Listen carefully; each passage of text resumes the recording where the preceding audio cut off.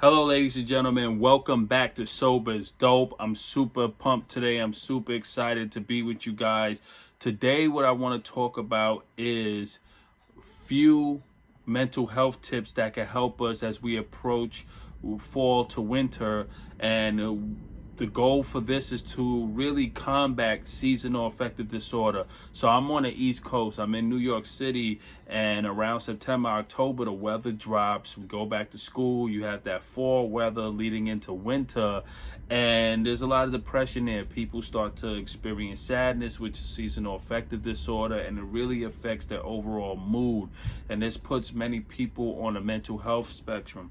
So what I want to do is I want to give you a few tips to practice and to help combat this, but also to improve your overall mental health. All right. So the first thing I want to say is the power of using gratitude. All right. During times like this, it's extremely important to have some form of practice where you could kind of track the things in your life that you're thankful for.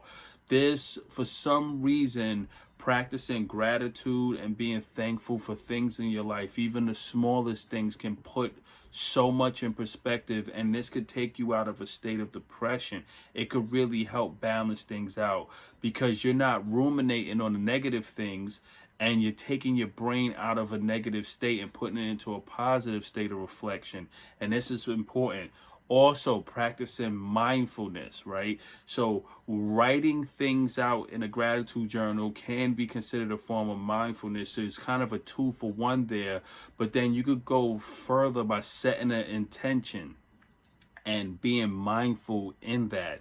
For example, you could be mindful by saying, today I am going to write a poem, and I'm going to do this for 1 hour, and I'm going to practice staying focused on this one poem.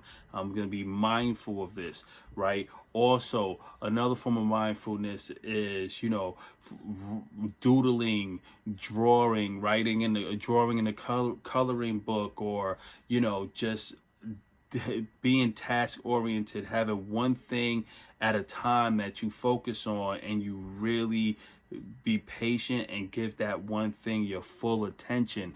The purpose of mindfulness is to get the brain out of a state of rumination where it just runs wild. And these rumination station, we call it, causes people to really get distracted, get fatigued, become anxious, and this develops stress because your brain is jumping from one place to another so fast and then you become overwhelmed, right? And you get a form of fatigue, mental fatigue. So you want to watch that. So mindfulness helps with that. Lastly, taking long walks, going out in nature, getting space. Now this is a 2-for-1. I would say try to take your walks within the evening or early afternoon when the sun's the brightest. So you could get your 15 minutes of sunlight, and you could get out, breathe, get some oxygen in your lungs, and really get into an environment where there's space. And you can exercise. Taking walking for about 45 minutes to an hour a day does marvelous things for your mental health, but also your physical health, right? Your lungs, the oxygen to your lungs, your limbs, your body. And then so you're getting a 2-for-1. You're exercising your mind and body at the same time.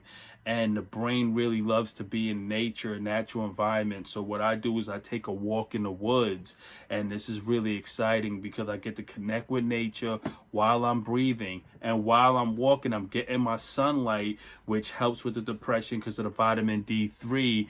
And on top of that, I could practice mindfulness while I'm walking, paying attention to the trees, paying attention to the insects, paying attention to the rocks on the ground, the environment, how the sun looks through the trees, being mindful of my whole environment while I'm walking, getting sunlight and breathing, and practicing mindfulness. So you see how it all works together. Those are some tips to help you with mental health and to snap you out of the seasonal affective disorder. You're listening to Sober is Dope. I'm Pop Buchanan.